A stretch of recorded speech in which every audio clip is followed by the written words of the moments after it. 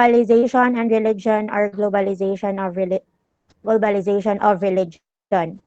Um, we are 22 mi kabuok sa group and dili na lang guro na ko itag-sa-tagsaon sa among role no pero 22 mi kabuok and bali 5 among napili nga reporters and the objectives, next slide please. Ang objectives ani among reporting for today, at the end of the lesson, the learner should be able to explain how globalization affects religious practices and beliefs, explain if there is a, according to conclusion or according to the learner's conclusion, and or the effect of religious practices and beliefs to the major changes and rapid advances in globalization, identify the various religious responses to globalization, and discuss the future of religion in a globalized world. Tapos mangayo lang sa kagdipinsa na most of the reporters goro kay dili sila makaon sa ilang cam kay tungod sad sa connection. So, start na. I am now giving the floor to Miss Jan Invento as our first reporter. Jan, please na start. Okay. Thank you. So, first, the topic is the globalization of religion. So, first, let's define what is globalization. Balik sa paspas sa kaya tong movement no. So, what is globalization? Okay. Globalization is a networking and expansion of one's local products, beliefs, practices into universal products, often through technology. So, next is religion. So, religion is a collection sorry guys, mga manok ha. So, collection of cultural system, belief system, and world views that establishes symbols that relate humanity to spirituality and moral values.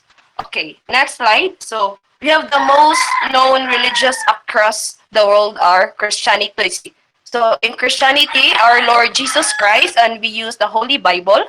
And next, we have Islam. So, in Islam, their God is God si Allah. And then, ilang giuse kay ang Quran. So, next is the Hinduism. So, Hinduism kay dagan sila Ginoo. In short, dagan sila Ginoo. Wa sila ikuan, basta dagan sila Ginoo. Next is Buddhism. So, we all know that Buddhism is Buddha. So, next slide is we have tools of uniting people are all over the world on religious basis. So, we have books. You can see in the PPT, makakita mo na ito, no? Daghang libro, books. Also, kanang movies, kanang kasama nakakita Jesus sa Cruz. So, we have the Superbook. Ay, Superbook ba? Lagi ka na, Superbook. And we also have the cellphone apps, social networks, charity funds, special internet sites, and religious schools. So, sa aris, daghan tag-skulahan ng mga religious like St. Paul, daghan man guro diri. Basta religious. So, next is that religion has entered the information age and has globalized at accelerating rates through technological advancement. So next slide. So we can use YouTube na may mga live like Facebook sa among church kay our pastor mo gamit siya Facebook through live ko nang mag prayer meeting me. So para maka-communicate gyapon sa mga lagyo. So we use YouTube, Facebook, Messenger to communicate kanang through Messenger we can communicate our kanang beloved believers also. So we can use that technology is so mas reason na very kanang useful jud kayo ang technology. So religion optimizes the definition of globalization due to the fact that it can be spread more easily and efficiently through the use of different media. So next slide. Okay, so it is now possible for any religion to spread beyond the national borders, allowing even small new religious movements to engage overseas activities and learning to new unseen religious developments. So small religions movements are also spreading thanks to the you can see the celebrities following and advertising them. So sa Scientology kay we have that kayang si Tom Cruise. Makita man ninyo and then the next picture is you can see the red string na kung maklaro man ninyo gamay man siya but You can see the red string. So ang kanang red string kanang ilan nang ilang once maggumot magsuot sila na ilan nang gi-emphasize kung sa ilang practices sa ilang church. So ilan nang gi-advertise na unsa ilang religion. So ilang religion is ako sang based in my research kaya Judaism na sila daw kana sila na inanay mga red string. So next, so that's all for my report. So next reporter please. Okay, good day everyone. My name is Maria Alexandra Danson. Um through economic I cannot turn on my camera because hinay akong data. So through economic liberalization, the world has become more mundane, materialistic, consumerist, pragmatic, and utilitarian. These are contrary to the teachings and values of global religions which emphasize on spirituality and divinity. Globalization has posed a great threat to religion, and many people are becoming less religious and more worldly. Like, for example, the abortion, contraception, divorce. And technology also had spread secularism. Example, the pornography, dating sites, gambling, cybercrime, hate blogs, false truth, and etc. This is actually true. We cannot compare the world before and the world now because the world has been evil even before God. In fact, people before kay more barbaric bitaw siya than this generation. I mean, ilang pagka-barbaric kay dili siya same ka discreet karon ba. Like for example, 'di ba ang death penalty is sa una is kanang public hangman or publicly kanang putlo ng ulo or tigbason, pero if karon na siya mahitabo, that's against humanitarian act or it's against human rights. Karon some parts of world kay through lethal injection ang ilang gamiton kay they think nga uh, lethal injection is less kuan siya brutal ang way and dili pud ingon nga mag-suffer ang tao. But if we look into the perspective sa church or in some religions, the belief is that no one has the right to take someone's life. Even ikaw, dili wala kay right na makuha sa imong life except God. And every soul has a chance to be forgiven and to start a new beginning. That's their belief. However, the government and the religion are two different sides, which is quite hard because the government does not focus on spirituality, but they focus on control and eliminating things nga threat sa society as soon as possible. But however, in religion, they focus on spirituality and divinity. But the two aims one objective, which is to have peace. It's just that both of them has different ways of aiming it. So crimes and inhumane acts has become more and more accessible and easier to do because of the contribution as well and the development of technology. Like for example, about child pornography, fake news, and so much more. So McDonaldization and Americanization. McDonaldization can be summarized as in which the principles of fast food restaurant are coming or are dominating more and more sectors of recent idea about worldwide uniformization of cultures due to globalization. So in short, McDonaldization is a byproduct sa Americanization or Westernization, which is a part of wider phenomenon sa globalization.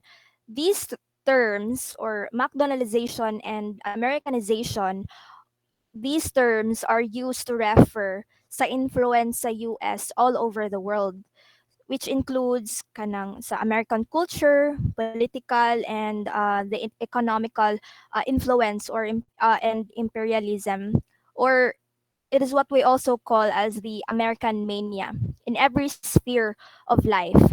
No, so dako kay siya contribution ang Americanization or Westernization it has created a huge impact to globalization, and we cannot deny the fact that the trend in globalization kay dili jud na mawala ang western influence, and westernization or Americanization is dominating around the world, or it has really a huge impact or has an influence in globalization. So the question is, must globalization be understood as homogenization?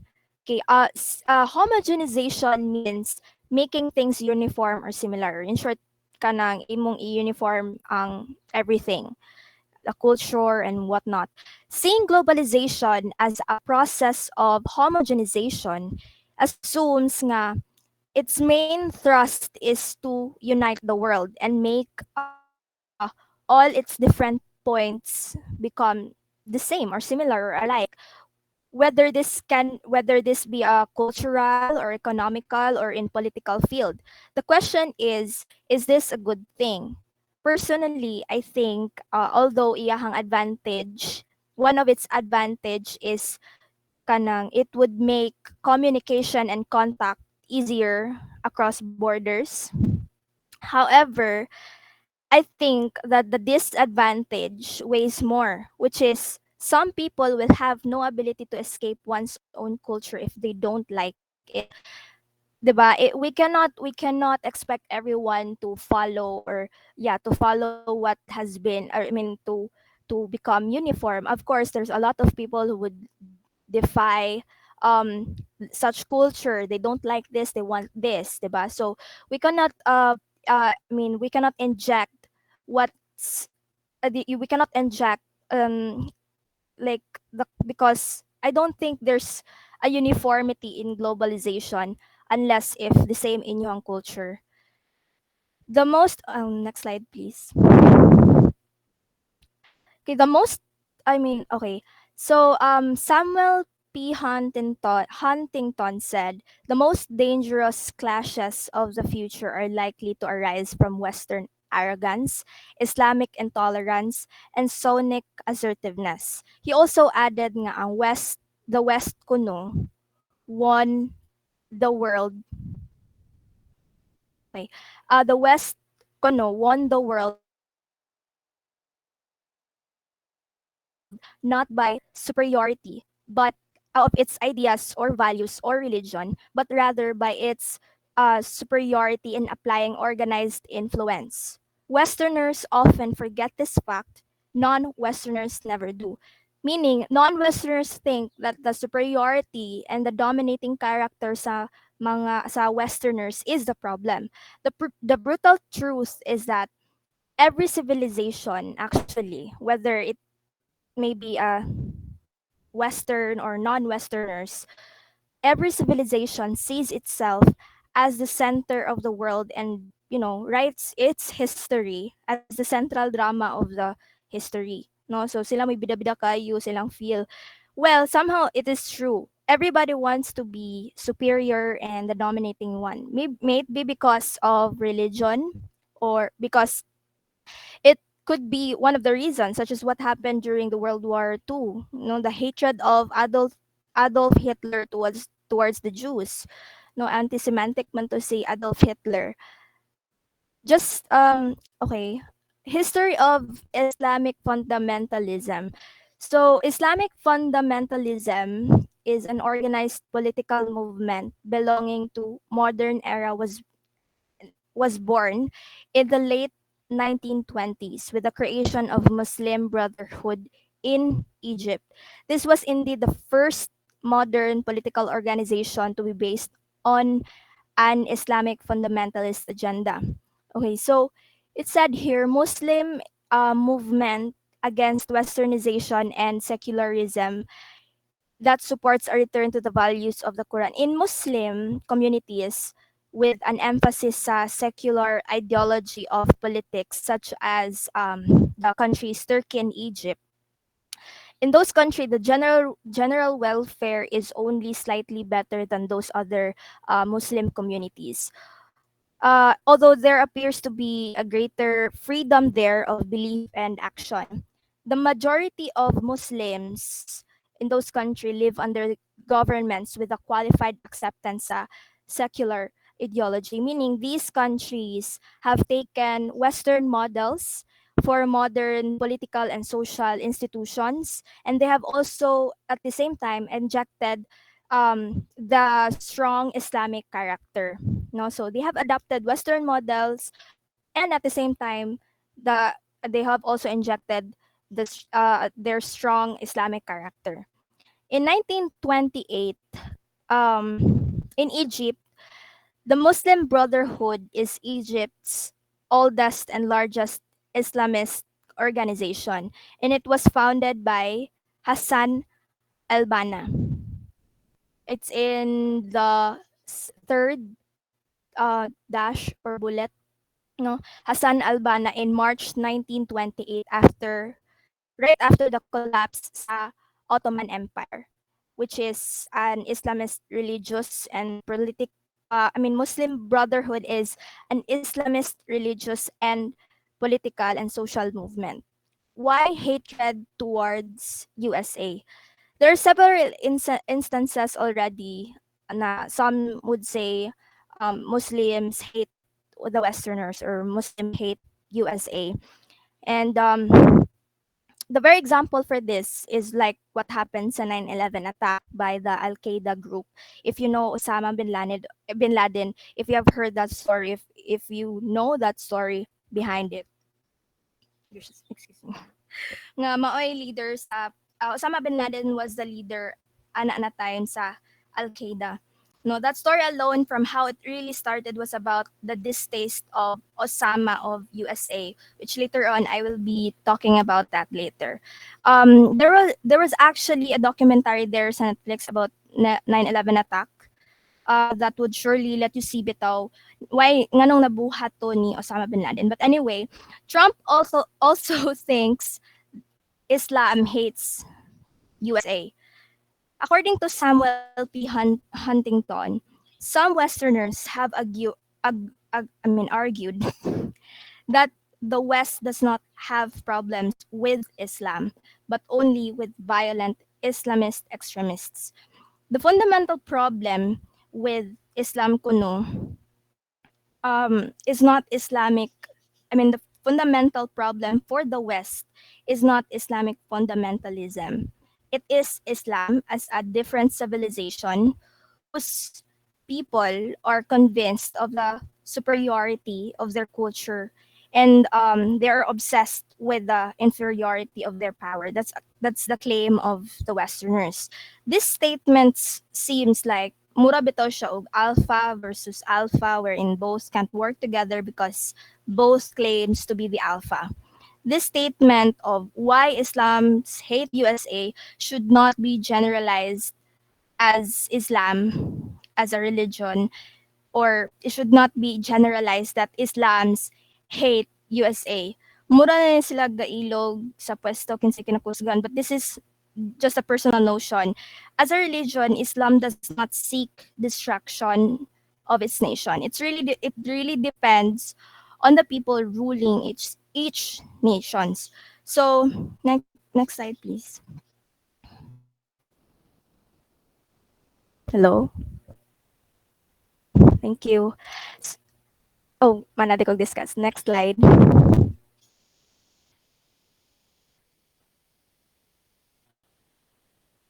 Okay.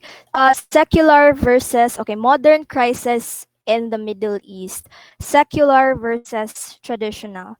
Okay, when we say secular, it means placing less emphasis on religion, traditional family values, and authority. Like for example, placing it gives it is considering divorce, abortion, euthanasia, and suicide. These are seen as a relatively acceptable ideas.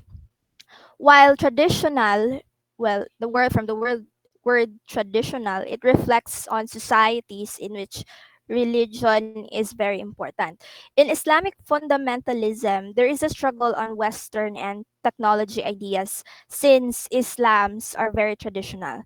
The given example kay ang Iranian Revolution with the rise of Ayatollah Khomeini.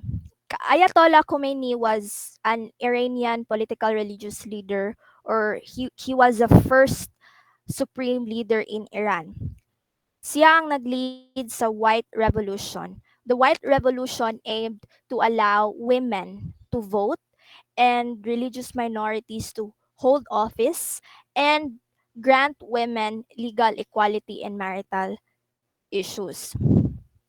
Okay, so next slide, please. Okay, Palestine versus Israel. The Israeli-Palestinian conflict kay gikan pa jud ni siya. Actually, this is an old issue. Gikan pa jud ni siya in the late 19th and early 20th centuries. The Israeli-Palestinian conflict is one of the world's longest running and most controversial conflicts. No, it is a conflict between two self-determination movements, which is the Jewish and the Palestinian nationalist. No, actually, if subayon ang history ani nilang duha, taas gid kaayo ang murag gigikanan ani ilahang issue, but actually one of their main conflicts is kanang the claim to territory, which actually kana siya nga issue mo siya na mostly kanang awayan or gubatan most countries sa world. But so much more it the history between these country, the history of the conflict between these two countries are very complicated. If imo siyang subayon, if magkuan jud ka na niya, taas na jud kay ni siya nga story. But and it's also complicated, no, because every fact and historical detail, small and large disputes by the two sides and their defenders are quite, are quite long story to tell. So in the 21st century, 9/11 attacks led to increased U.S. presence in the Middle East, Iraq, and Afghanistan. Okay, this is actually true. The story behind 9/11 attack was really a deep-rooted threat and anger of Osama bin Laden against the USA. Actually, originally, Afghanistan was colonized by Russia in 1979. USA came to their knowledge nga Russia has been invading a country named Afghanistan, which a country that they never heard before, and then na-threaten ang USA, 'di ba? Kontra naman ginadaan ng USA ug Russia, palabuan ay bigyan na sila pirmi. So, USA was threatened to know that maybe Russia might have a military geographical advantage sa Afghanistan. And so, itabang kuno ang USA sa Afghanistan against Russia, and then appeal di si Russia. And so what happened is that USA ruled over Afghanistan. Osama bin Laden claimed and declared jihad against USA government because he claims that US government is unjust, criminal, and tyrant. Well, actually, USA has really committed acts that are extremely unjust and criminal and is tyrant. No, whether directly or through its support sa Israeli occupation. No, kontra bagay ang Israeli kay gitabangan bagay na siya sa mga other Muslim countries ang kanang Israel, but Israel is one of the most powerful countries in terms of, um kana gubat kay murag anad na sila. He was actually threatened. Osama bin Laden was actually threatened that USA would invade their land just like Russia. So what he did is he attacked US by hijacking 4 planes. Kanay nyo nakita sa that was September 9, 2001. He hijacked 4 planes, and each plane kay naay 4 ka suicide hijackers nga mobangga sa plane sa World Trade Center, sa Pentagon, and sa Capitol. So these are the very heart of US economy. Mo yung target. So duha ka planes ang ni crash sa World Trade Center. Isa sa Pentagon. Pentagon is the headquarters building sa US Department of Defense. And then, 'di ba, daghan kay nga matay. However, ang usasad sa sad news is the fourth plane was supposed to hit Washington DC Capitol, pero wala madayon kay ang mga nakasakay sa plane kay nang laban man sila. Nabawaan man nila nga nay hijacker sulod sa plane, and then what they did is ilang gi-crash ang plane sa field. So they were considered as heroes as well. So the story went worse and worse because US was so mad nga naabot sa point nga wala sila paki silang na-commit nga violence nga kanang they're actually wanting to declare war against those groups. Wala sila paki sa Geneva Conventions. Ang kanang Geneva Conventions kay mura bitaw na siya rules of war, no, kanang murag mechanics ba nga. For example, if magubat ang duha ka countries, ang silang duha wala sila, it's our war crime. That's what we call war crime. War crime siya if, for example, kanang gibombahan ninyo ang hospital, di ba na dapat hilabtan ang mga hospitals. Whether inyuhan ng country or dili gyud na ninyo dapat bomba ay hilabtan ang mga hospitals, mga ingana. So, actually, US committed war crime. And the war between Iraq and USA sparked because of USA's manhunt of Osama bin Laden.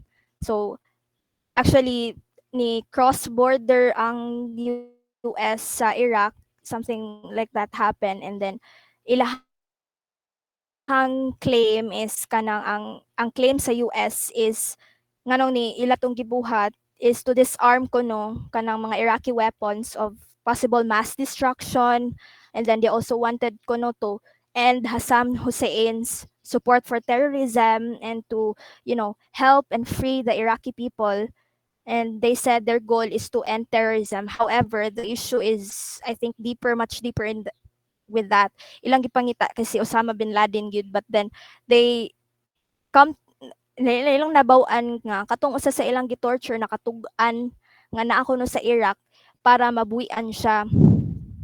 So, um it became more and more complicated. However, in the year 2011, USA has finally killed Osama bin Laden after 10 years of tracking him down. However, it didn't just end there. No, in during I think 2021, Osama bin Laden gave an order nga USA should leave Afghanistan after 20 years of battling against terrorism, saying it's a lost cause and they feel like they're not gaining. Hence, they're actually wasting lives of their soldier for a lost cause war. So, nibiya sila. So, at the end of the day, many lives have been taken, but no one actually won the war. That would be all for my report. Next slide, please, for the next reporter. Thank you. Hello, good afternoon. I'm Mary June, and my task is to tackle the internalization and globalization of religion, the case of Christianity. The beginnings of Christianity. Christianity was a small, unorganized sect that promised personal salvation after death. Salvation was possible through belief in Jesus as the Son of God, the same God that Jews believed in. Early Christians debated whether they should only preach to Jews or, if non-Jews, could become Christians too. Eventually, Christianity gained followers not only from Jewish communities, but from throughout the Roman world.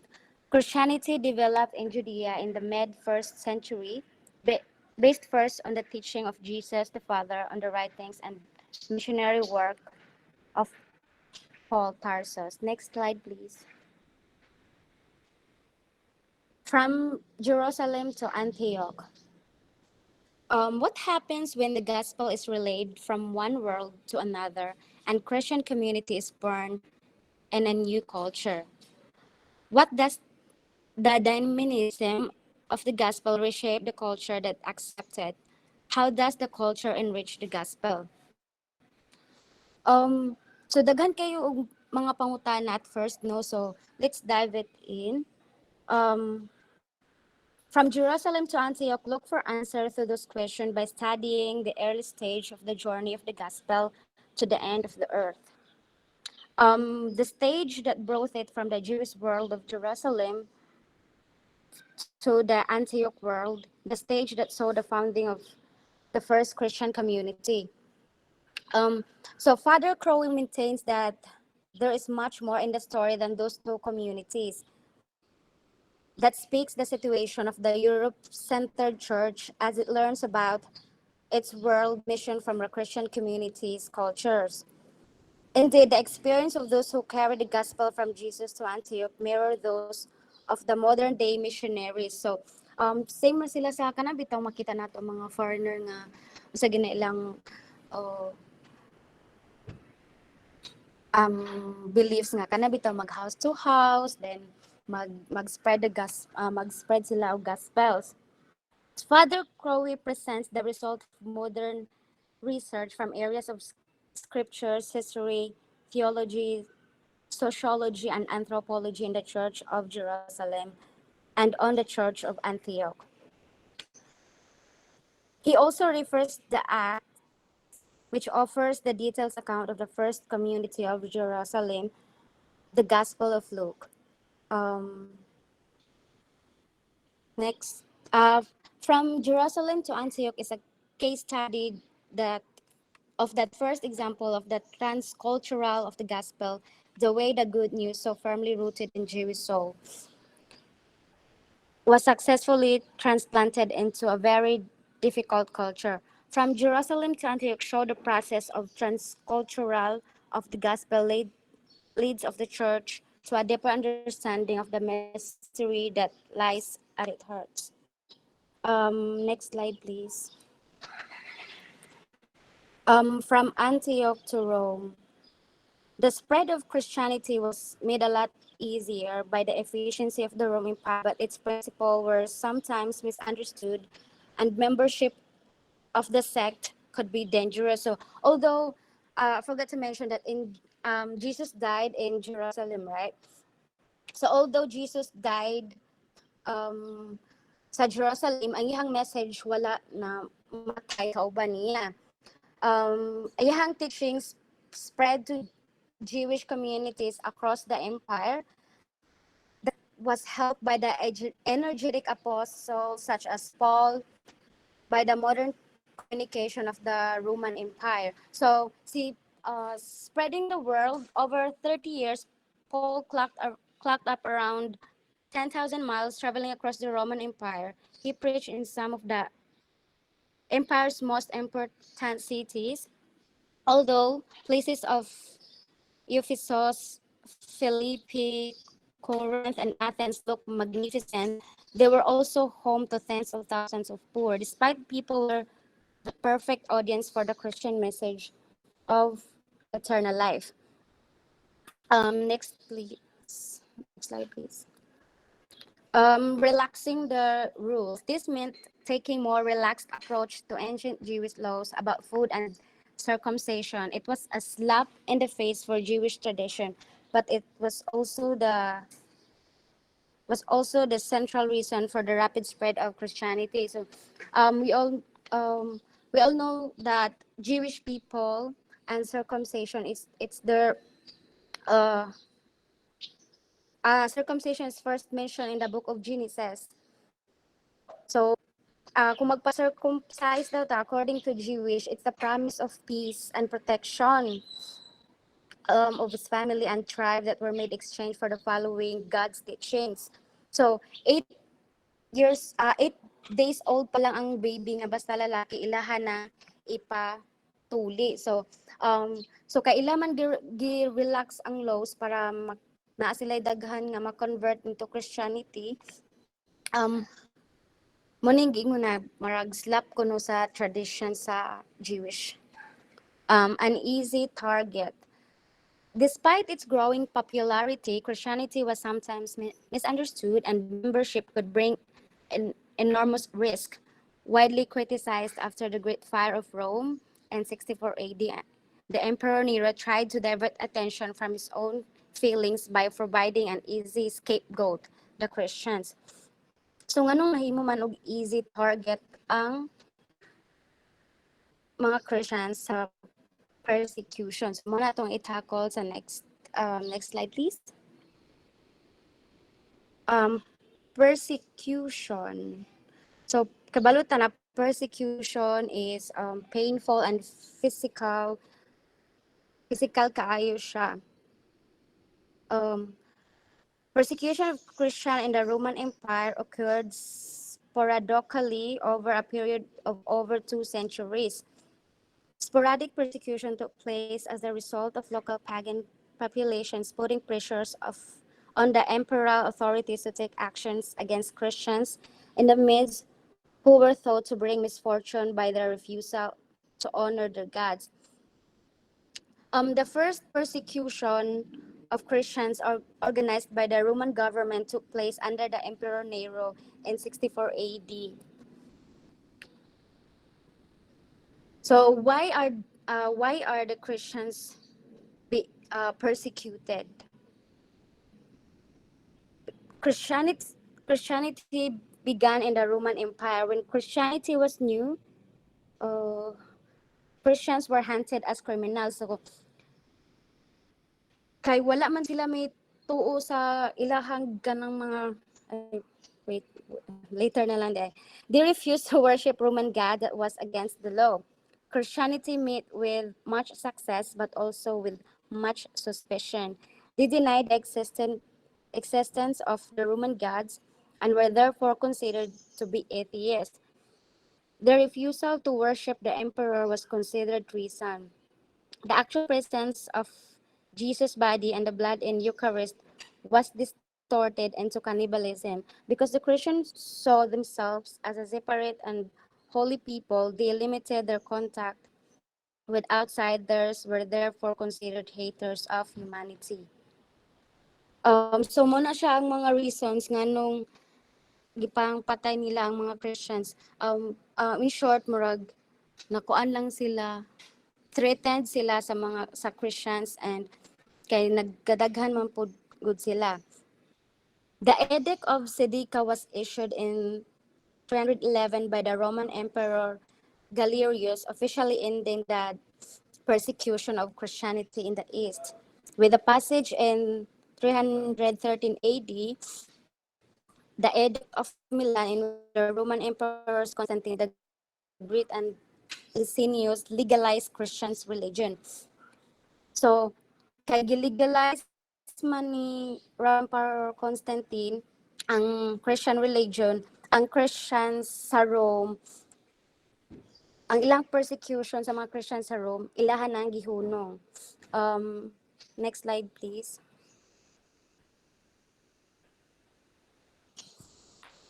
Christianity and the fall of the Roman Empire. One of the many factors that contributed to the fall of the Roman Empire was the rise of a new religion, Christianity. The Christian religion, which was monotheistic, ran counter to the traditional Roman religion, which was polytheistic or many god. At different times, the Roman persecuted the Christians because of their beliefs, which were popular among the poor. By approving Christianity, the Roman state directly undermined its religious traditions. Finally, by this time, Romans considered their emperor a god, but the Christians believe in one God, who was not the emperor. So, muna siya ang reason nga nung na-weakened ang credibility sa mga emperor. Constantine enacted another change that helped after 30 CE. He split the empire into two parts, the western half centered in Rome and the eastern half centered in Constantinople, a city that named after himself. So the Roman Emperor Constantine the Great ended all the persecution and declared toleration for Christianity. So, the Western Empire spoke Latin and the Roman Catholic and was the Roman Catholic. So ang Eastern Empire spoke Greek and worshiped under the Eastern Orthodox branch of the Christian Church. Guys, sorry kay gisa kay gitonsillitis mangyud ko sakit kay akong tutulan. The history of Rome. One of the first great history books was written by Edward Gibbon called The Decline and Fall of the Roman Empire. Gibbon argued that the Roman Empire collapsed due to Christianity. The main argument, Romans lost their state religion which caused them to lose faith in the state it upheld. Decline of the pursuit of virtue replaced with concern for afterlife. The internalization and globalization of religion based on Christian perspective. The world became global because God scattered the people and confused their language. Therefore, after Jesus' death and resurrection, a global command and strategy was necessary in order to spread the gospel. The advent of globalization has changed the face of Christianity from its early days. The forces of globalization have refashioned the geographic. Oh my God, rapid naman. Sorry. Asan ako nagpit? The advent of globalization has changed the face of Christianity from its early days. The forces of globalization has refashioned to the geographic and cultural boundaries of American Christianity, thereby paving the way for new types of cross-cultural religious encounter. Christians were given the first global command to evangelize. This command was one of which the relationship between God and the man is harmonious. Globalization was God's idea, not man's. It was and is necessary to circumvent the cultural diversion and language confusion that occurred in Babylon. In regard to globalization, Damian 2008 concluded the real conquering of the world, which makes a man a master as he was meant to be, but which does not bring about destruction. The real globalization is when a man understands the origin purpose of the world and his own vocation in relation to it. Thank you. End na siya. Yeah, you can continue guys. Or if you want, I'll make a new link na lang and then let's continue there. Mag mag-ano na lang siguro ta. Maghimo na lang kog new link. Sige, thank you. Sa laot,